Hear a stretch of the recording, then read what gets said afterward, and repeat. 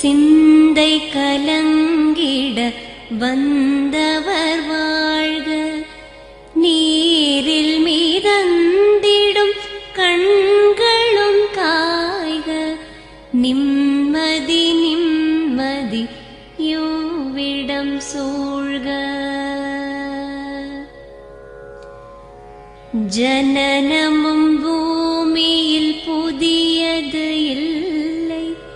மரணத்தை போலொரு பழையதும் இல்லை.